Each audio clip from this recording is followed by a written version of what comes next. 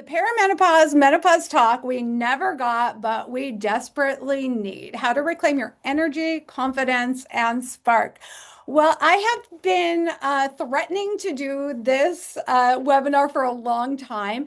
And so it finally is happening. So I'm so excited to be able to share this with you. Several years ago, when I started getting interested about in perimenopause and menopause, I've always been interested because, I have clients, but there's not, how they say, necessity is the mother of invention. Well, I'm going to say pain and suffering is the mother of research, at least for me. So once those night sweats started hitting me and I started waking up drenched in sweat and like my chest super tight, well, that's when I started getting heavy into the research. So about 5 years ago, 6 years ago, I read a book, and in the book about menopause, the doctor said, all of us get this talk when we're 11 in school about periods, but no one ever gave us the perimenopause and menopause talk.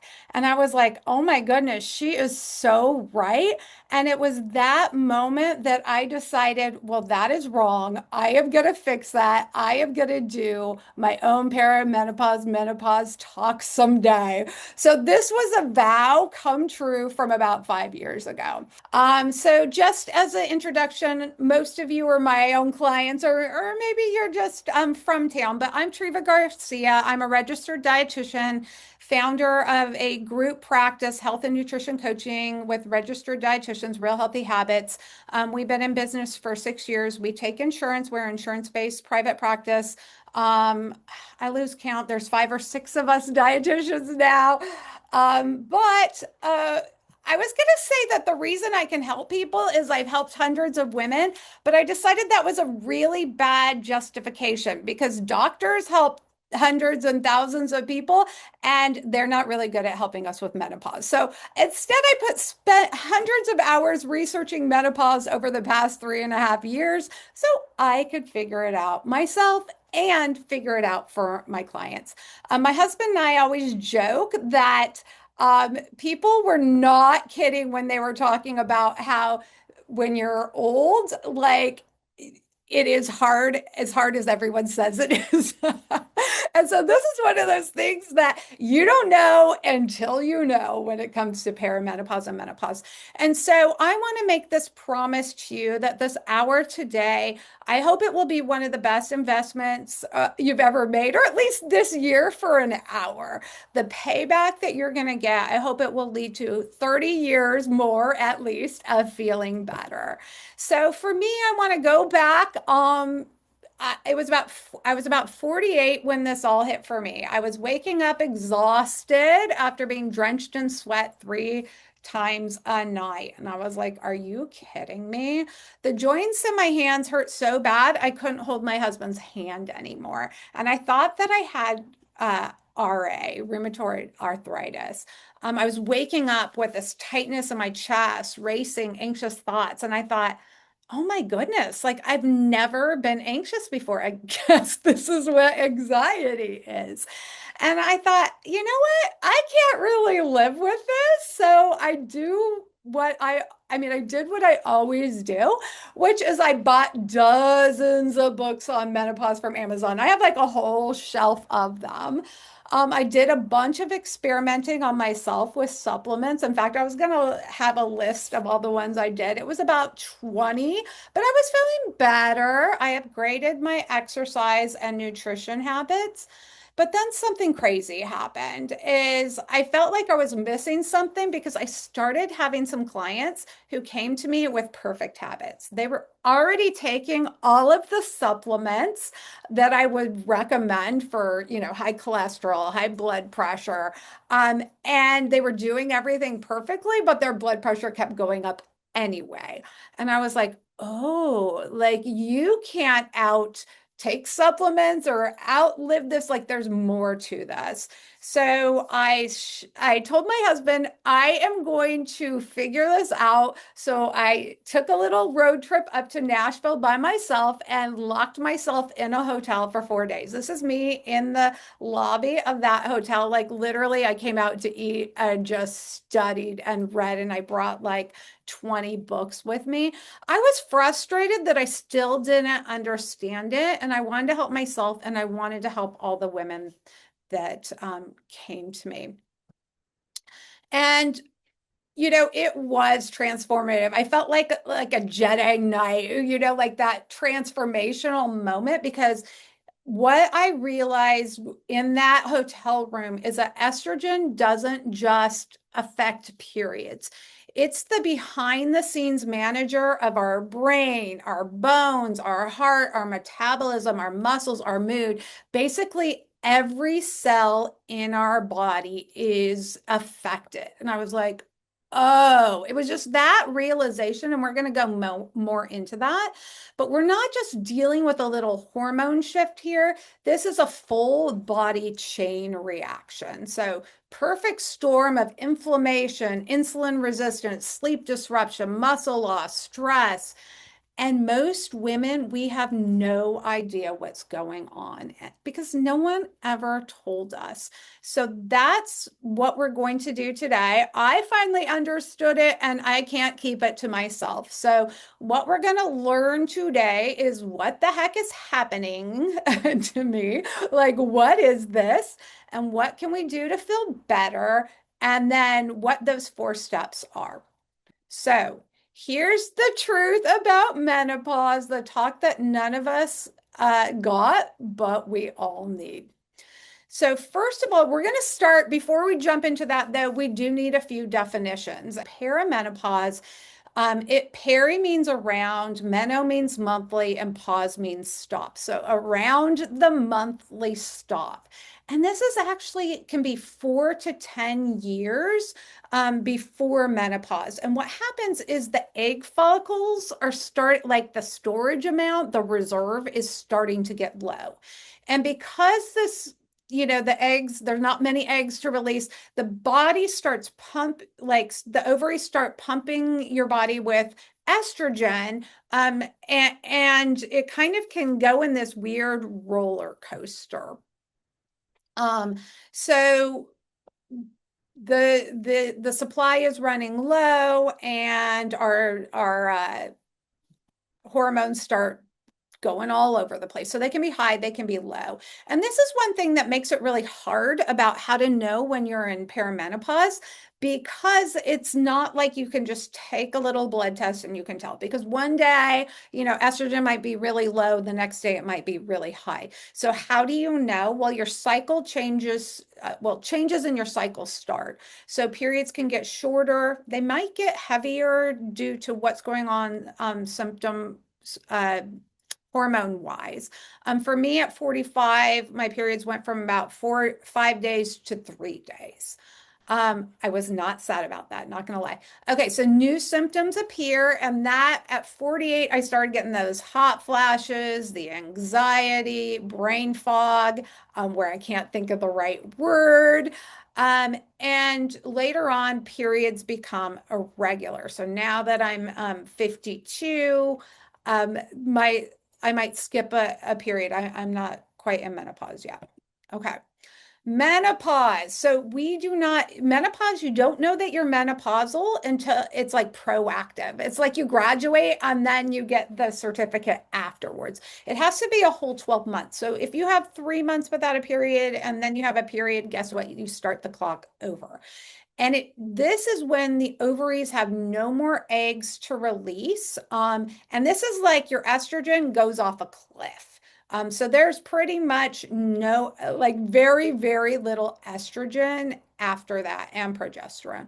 So this is like a seismic shift, earthquake that happens in your body. So how do you know when you're in menopause? Well, if you have periods, then it's pretty easy to tell it if you're not on birth control or you don't have an IUD.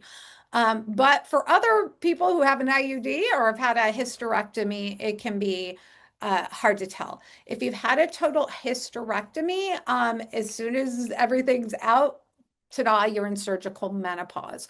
If you've had a partial hysterectomy, then we can go by age and symptoms. Again, they're not going to really test your you still are going through menopause, but we just can't tell.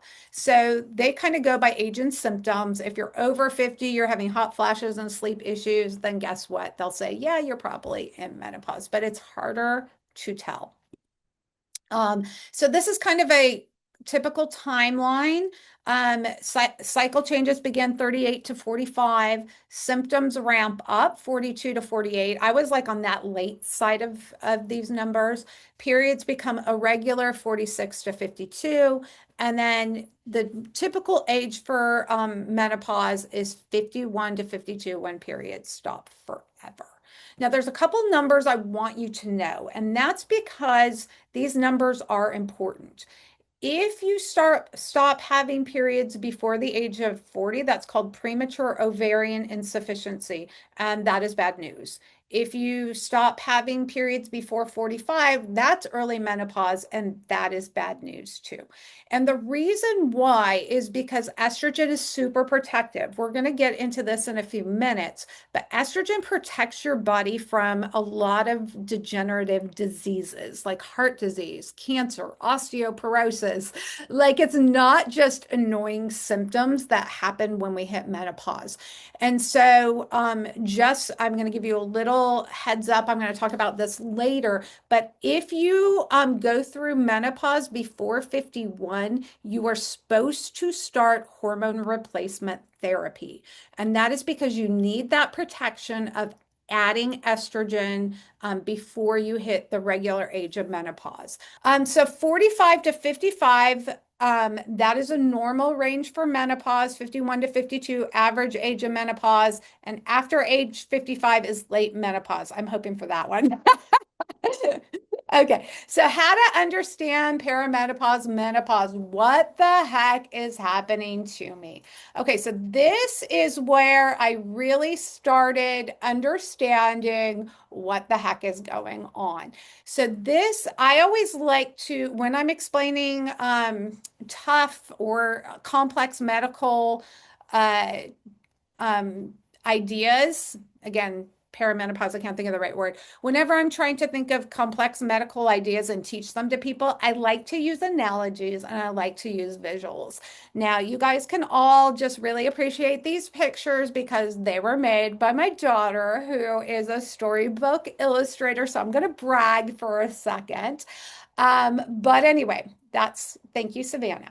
Okay, so let's dive into our analogy. So I want you to think of estrogen like the general manager of your body. Your body is like a company. You've got all these departments, the heart, the brain, the bones, your mood, your metabolism, and all those different systems are doing their job. And the center of it is our powerhouse female leader, estrogen, the general manager. Now, in men, testosterone acts like the general manager, but over on our side, we've got estrogen. And she doesn't file every report or answer every phone call, but she's the one that makes sure everything is getting done. It's on time, under control. She's got the communication lines open. She motivates the team, puts out fires, protects that whole organization. She's not just important, she's essential. She's the woman. Now, every cell in our body is affected by estrogen. This is the part that people don't realize, and I didn't realize this either, even though I've had lots and lots of anatomy, physiology classes, pathophysiology, all the stuff. I did not really realize that. I just think of estrogen as being in that reproductive department, but she really manages every single department. She keeps a low profile, right? But every cell in your body has estrogen receptors. So when she gives an order, the whole body listens. Brain cells, bone cells, muscles, skin, heart, even your gut, they're all tuned in. So she does a really great job. So we're going to take a tour. I think that this is helpful so we know why all those things happen when she retires. So let's talk about how estrogen helps all the different departments. So our nervous system, the communications department. Estrogen helps the brain cells have strong, flexible connections. She keeps those neurotransmitters like serotonin, dopamine in balance. So we're sharp, we're emotionally balanced, and we sleep great. All right, muscle and skeletal system. So estrogen supports muscle repair, protects your joints, keeps your bone being rebuilt and not breaking down. Then we have circulatory system. This is the transportation department. So estrogen keeps your blood vessels elastic and smooth, helping blood flow easily. And she also helps manage cholesterol, the good cholesterol, the bad cholesterol, all that. Then we have the respiratory system. That's the air quality division. So estrogen keeps your lungs and airways open, reduces inflammation, and helps you breathe freely, especially during stress, exercise, sickness, all of that. Then we have our hormone system. So we're not talking reproductive hormones here. We're actually talking other hormones like insulin. So estrogen helps your insulin work efficiently so you can use your carbs for energy instead of storing them as fat. You can see where this is going, right? Just think of the opposite when she's gone. She also helps regulate cortisol so you can handle challenges without getting stuck in panic mode. All right, on to some more systems. Estrogen also helps with the urinary system, the plumbing department. So, estrogen keeps the bladder lining healthy and the pelvic floor strong. She prevents UTIs by supporting good bacterial balance. Skin, hair, and nails. I like this. The beauty and maintenance crew. So estrogen keeps your skin plump, elastic, and hydrated, less dryness, less wrinkles. Keeps your hair in your head, so more is growing than falling out, and keeps your nails strong. Immune system, the security team. So estrogen helps your immune system identify threats and respond to them with force. But she also kind of prevents overreaction as well. So inflammation or autoimmunity. Digestive system, operations and waste management team. So estrogen supports healthy gut, smooth digestion, keeping things moving without being bloated or constipated. Reproductive system, the fertility and monthly planning department. So this is the part we know, right? Estrogen's most famous role. She helps eggs mature, helps us to ovulate, and if those eggs get fertilized, then implant. If not, if there's no baby, then she leads the team, starts the period, resets the cycle, and yeah, so when estrogen steps away, when she retires, it's going to be a problem. So when she's on the job full time, everything runs like a well-oiled machine. But when she starts to cut back her hours during perimenopause, little glitches pop up. And when she retires completely in menopause, that's when the chaos starts. So here's the truth that I want you to remember. It's not just your period that retires. It's that whole body-wide manager walking out the door and just it's chaos. So now the thing that I think was the most important thing that I realized in that hotel room when I was trying to figure out what is this menopause thing is that it's not just like annoying symptoms that happen when she retires. She is a protector. So she's been guarding your heart, your bones, your brain, your mood, your bladder, your skin. So she's been fighting off damage, decay, dysfunction. Oh, I like that DDD, right? That alliteration. So she's been behind the scenes for a long time. So when she retires, that protection drops fast. And without that shield, that's when things starts breaking down.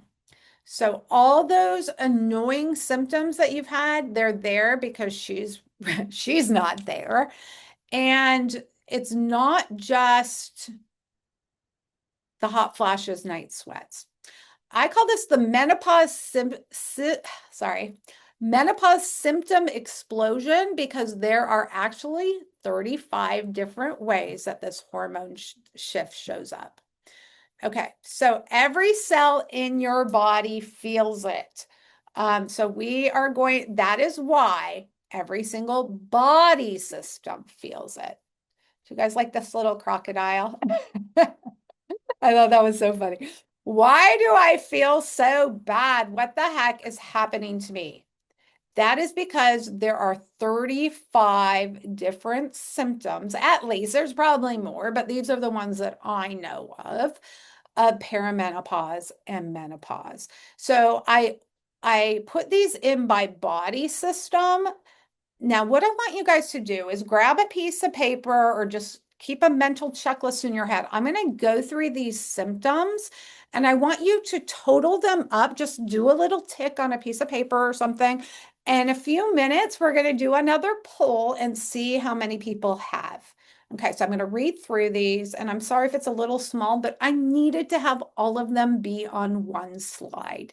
Okay, so all the purple at the beginning, these are all brain and nervous system symptoms. So estrogen plays a major role in brain function, keeping your mood stable, supporting memory and concentration, regulating sleep. So I'm going to read through them, make a little tick mark if you have that one. Mood changes, irritability, depression, anxiety, panic disorder, sleep issues. Who doesn't have that one, right? Fatigue. This is real, guys. Brain fog, memory problems, headaches, and migraines go up. Dizziness, vertigo. So you may never have had this before, but it might be popping up now. Shock-like sensations, and this is kind of weird feelings in your hands, your feet, that kind of thing. Kind of feeling like a zap. Tingling limbs, heart palpitations. You may have gotten my email where I talked about Oprah going to 5 different cardiologists because of heart palpitations. Turned out it was menopause. None of them mentioned it. Hot flashes, night sweats. Everyone seems to know those, right? Okay, now we're on to the let's see, we already did that. Muscle, bones, and joints. That's the blue ones. So estrogen helps protect your bones and your joints. So you may get joint pain. And I've had lots of clients go to rheumatologists and be told, oh no, you don't have RA, but really it was just menopause. Muscle aches, frozen shoulder, and then osteoporosis. And we may not know we have osteoporosis. That's one we don't really feel. We just get told we have it. Green, that's metabolism and digestion. So estrogen actually supports your metabolism and your digestion. A lot of times people are coming to me because of the weight changes, but then once we go through this list, they're like, oh, wait, there's a lot more. So we have weight changes, and that's because of the insulin resistance, bloating, digestive issues, and body odor changes. So you may notice like maybe you smell a little bit more like your teenage boy. Not quite that bad, right?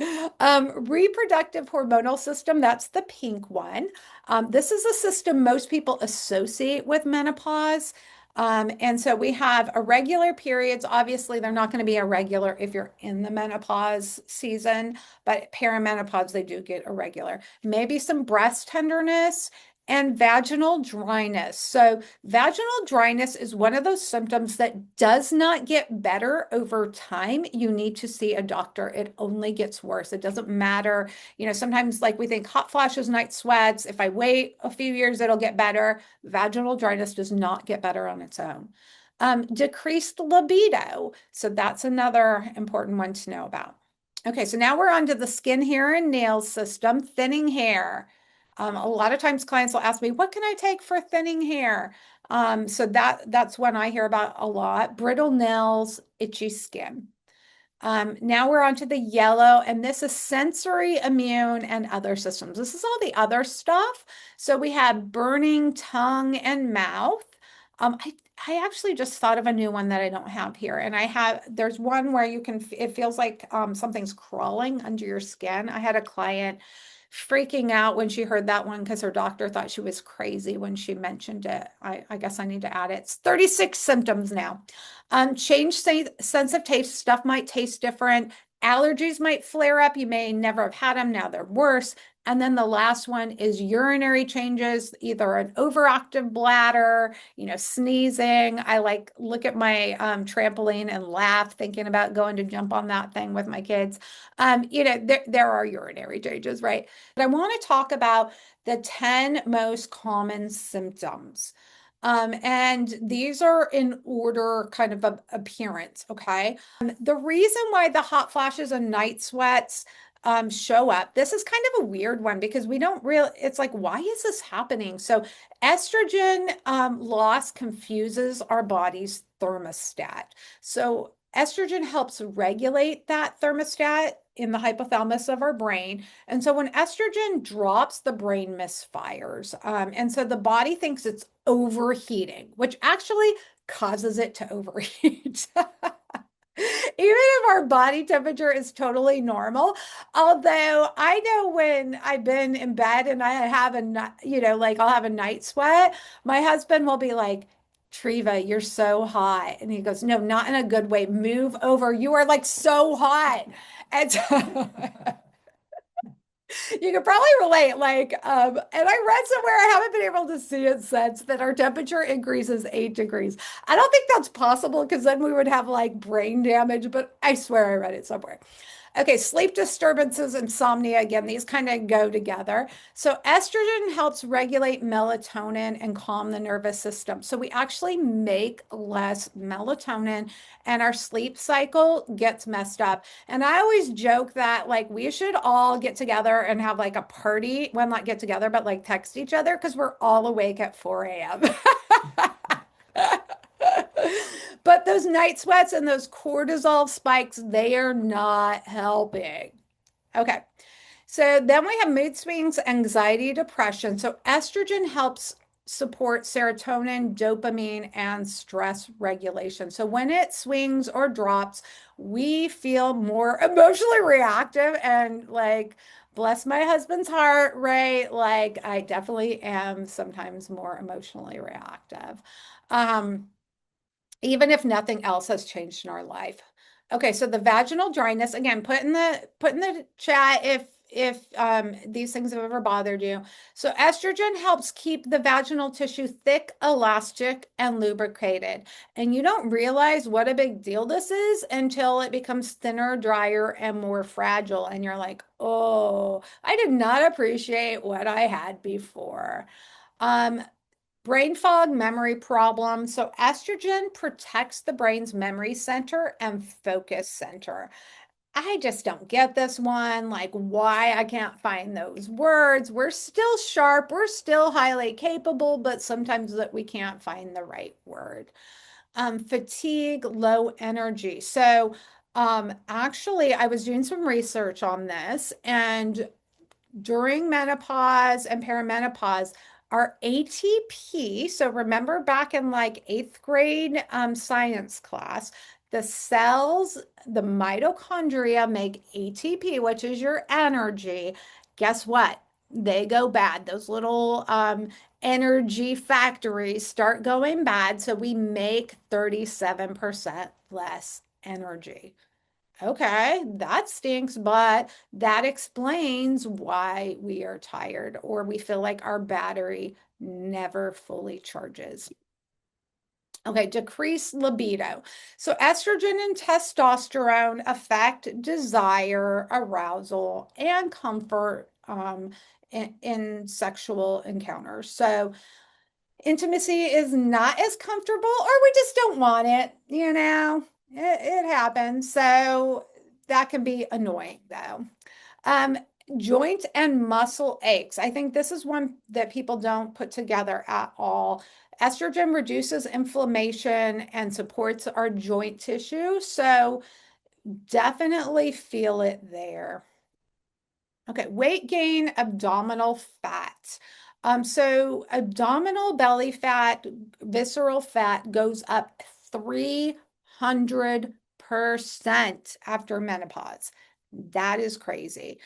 So estrogen slows the metabolism and shifts the fat to the belly.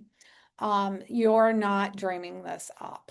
And when I've looked up the research on this, it is I've seen that it is 200 calories less basically we burn per day, and that adds up over time. That's basically half a pound almost, that if we ate the same amount, we'd gain like half a pound a week. I don't know why I'm laughing. I guess you gotta laugh or you're gonna cry. Um, Headaches or migraines. So estrogen withdrawal can trigger migraines or tension headaches. And this is a key reason for or against HRT for people. I've seen people do really, really well with hormone replacement therapy to help with their migraines. And sometimes, these changes can make things worse. So we've talked about how estrogen helps every system in the body, but I want to go into the part about health protection. So it's not just about those symptoms because, I felt like I could really just deal with those symptoms.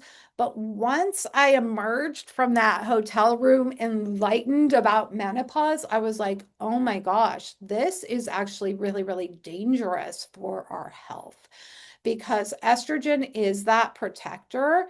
And so after menopause, heart disease is the number one killer of women, more than breast cancer, more than anything else. We're rarely told that estrogen is what, the loss of estrogen is what causes this to happen. And a lot of times clients will come in and they'll go, I don't know why my cholesterol is going up. And I'm like, I know because estrogen loss.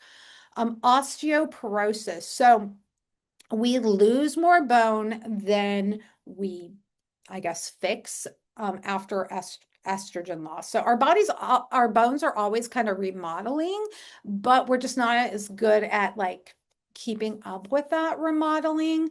And so we lose 12% of our bone mass within the first 5 years of menopause. It is crazy. And it doesn't matter if you're drinking milk or taking vitamin D, because estrogen's gone, we're just not putting it back in our body. 1 in 2 women over 50 will break a bone due to osteoporosis in the future. And my dad was an orthopedic surgeon. And so I remember being younger and asking him, like, I don't get why people die when they have a hip fracture. And he told me that it was because they lose their mobility, and it's so hard for them to fix that bone when they die.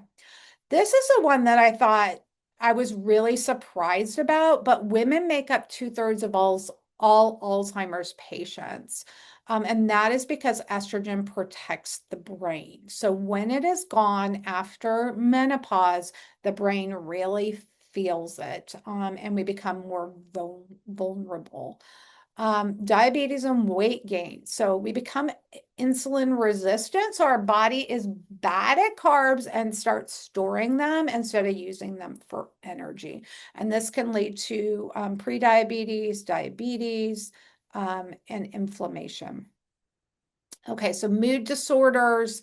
Estrogen isn't just about mood, it's also neuroprotective. So it does help balance our serotonin, dopamine, and cortisol. And so, yes, it's important to know that it's not something you did wrong. You need to just think about it. Sometimes people have panic attacks. This can cause really big issues. I had one client who, when she hit menopause, if you're from this area, she was in Decatur and she worked in Huntsville. And she was so anxious because of menopause, she couldn't drive across the bridge anymore, across the Tennessee River. And so it was a huge issue for her. She couldn't get to work. She'd have to drive all the way around. Cancer risk increases after estrogen loss. So this one surprises a lot of women because we've heard that thing about breast cancer and estrogen, but the reality is that estrogen actually protects our body from many, many different cancers, including colon cancer, lung cancer, and just overall cancer risk. So we've all heard about breast cancer. We're going to actually talk about this, but estrogen doesn't cause breast cancer. If you have unopposed estrogen, that can stimulate cancer cells that are already there.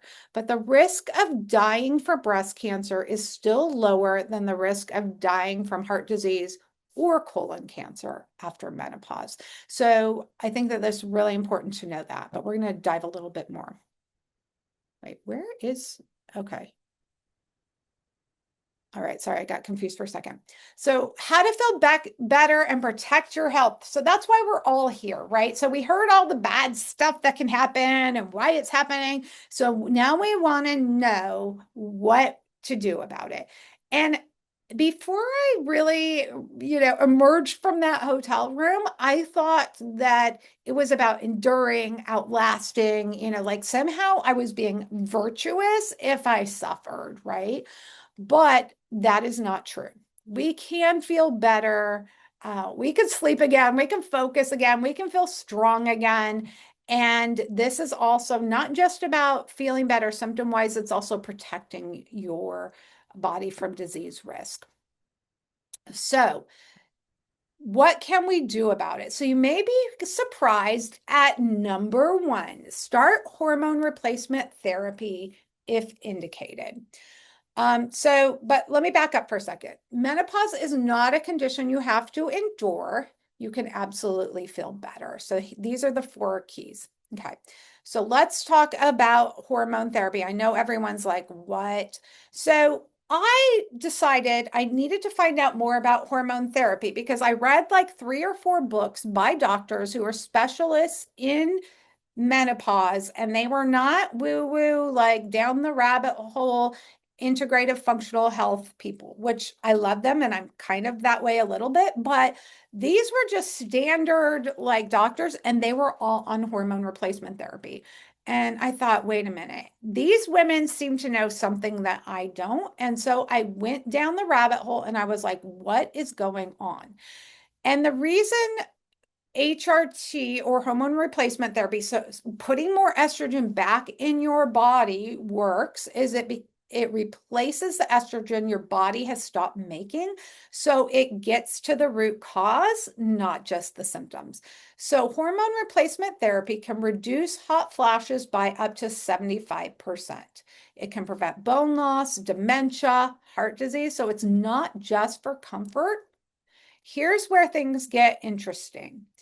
It is now considered the gold standard treatment for menopause by every major medical society. So the the Menopause Society, the Obstetrics and Gynecology Society, the Endocrine Society. But nobody knows this. I could not believe it. I was like, why don't we know this? But the benefits far outweigh the risk for most women, especially if started within 10 years of menopause. So we all heard the headlines. I just thought we all are going to get cancer if we take hormone replacement therapy. Because in 2002, there was a women's health retrospective study that was released and said there is a 26% increased risk of breast cancer. So millions of women overnight stopped taking hormone replacement therapy. But later on, what we found, the media, they can definitely try and milk things for headlines. But what we found later on is that increase, 26% increase, the cases of breast cancer went from 4 cases per 1,000 women to 5 cases per 1,000 women. Yes, technically that's 26%, but the increase in risk was only 0.08%. And that was not actually statistically significant. All right, so that was crazy when I found out that. I also found out that and I read a whole book on this. I read the studies. I've gone to the different websites. I've literally read dozens and dozens of studies, follow-up studies on hormone replacement therapy, because I never wanted to tell my clients anything that I didn't know for sure, because I'm like, this is important. I don't want to be that kind of person that's telling people things and then, 10 years later they get cancer. But there was 3 major flaws with the Women's Health Initiative study. Now, this study was set up so that they were trying to see if hormone replacement therapy, so estrogen given to people, would prevent heart disease. And they said, we don't want to wait 10, 20, 30 years for women to get heart disease. So we're not going to start giving hormone replacement therapy to someone who's 50. It would take too long for them to get heart disease. So they started giving hormone replacement therapy to people in their 60s and 70s. And that's a problem. We now know that hormone replacement therapy should start within 10 years of menopause, because if people have been off of estrogen for more than 10 years, then their cells get damaged, and then pouring estrogen back on is kind of like putting fertilizer on bad cells. The hormones are outdated. So during this study, they used estrogen, horse estrogen, so from mare urine, pregnant mare urine, and synthetic progestin, which we don't really use anymore. Today, we use bioidentical estradiol. I have a little patch. It doesn't, a lot of times we hear about women will think I'm just talking about getting estrogen, like a pellet in your rear end. No, you can use cream, you can use a pill, you can use a patch. I have a little patch. And the microionized progesterone, again, it's like progesterone our body takes.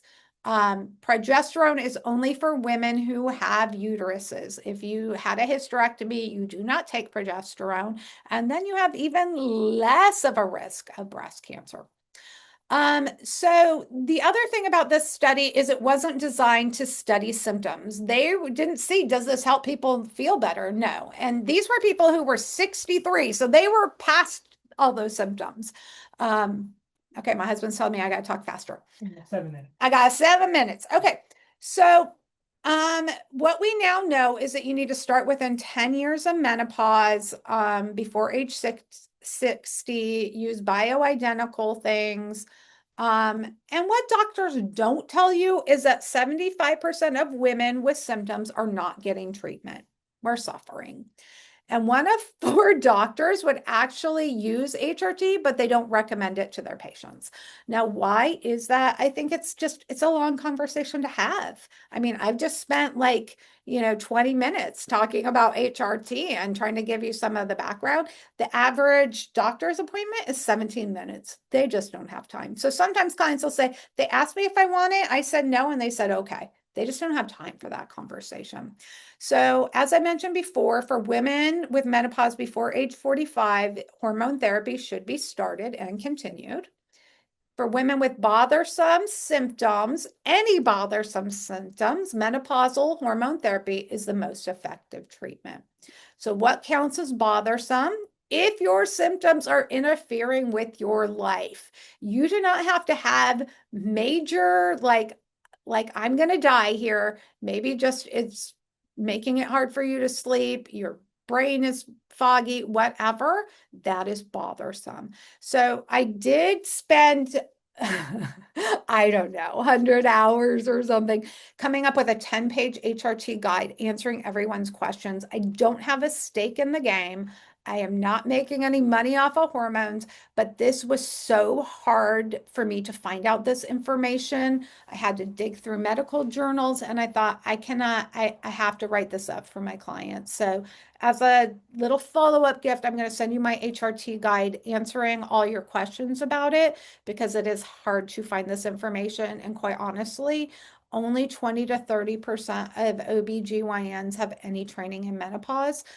So they may not know the answer. In fact, I have a friend who told me her brother-in-law is a primary care doctor, and he said he got 20 minutes of training in all of his medical training on menopause.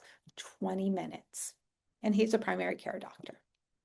Okay, so the second thing we can do is if we have bothersome symptoms, that's the first one, we can take hormone replacement therapy if desired, right? Number two is upgrade your health habits. So whatever you were doing before is not going to work. You're going to have to get better habits. And this does not feel fair.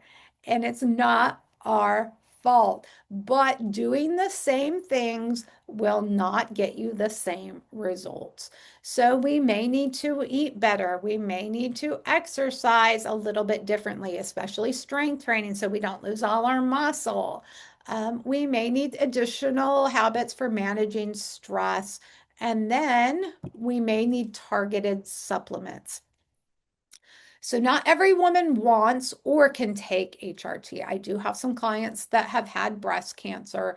They are not candidates, but a lot more people are candidates than you think. But supplements can help fill the gaps. I took a lot of supplements before I started hormone replacement therapy. Now I'm just on about five that I keep around for good measure, but I was probably on 20. It was a lot.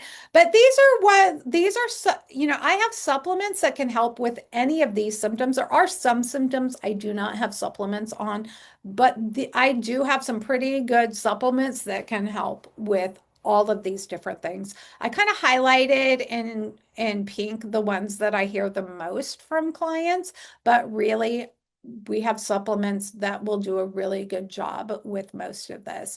However, when I went on hormone replacement therapy, I got rid of most of my supplements and I do feel a lot better. I tell people hormone replacement therapy is not magic. It will not make you 30, but I probably feel 45 again. And that's not bad. I'll take it. So if what we are doing with lifestyle and hormones is not enough, then we should start medications. Sometimes we need more support. That's not a failure. That's smart care. If your body is working against you and you can't bring your blood pressure down, that is common, okay? And we don't want the damage. So don't feel like you're a failure. If you do your best, that's okay if you need to be on medication. So I told my daughter about menopause, my 17-year-old daughter. She's the one with the dark hair here and with the black jacket on. And she was like, that sounds horrible. But menopause is just a stage of life. When she found out about periods, she looked at me in horror and said, this is the worst day of my life. My life is ruined. That was when she was 11. And now here she is at 17, laughing and thriving and living life with her best friend. I'm sure she still doesn't love having a period, but she's learned what to do, how to manage it, and she's moved on. And you know what? Menopause is like that too. We don't look forward to it. We don't love it, but with the right tools and support, we can figure it out. We can adjust and we can reclaim ourselves, our bodies, our joy. So, now I go into the little pitch part. A lot of you guys are our clients already. If you haven't met with us in a little bit, you don't have to do this alone. If you are from a different part of the country, let me know. I know a lot of dietitians all over the country and I can set you up.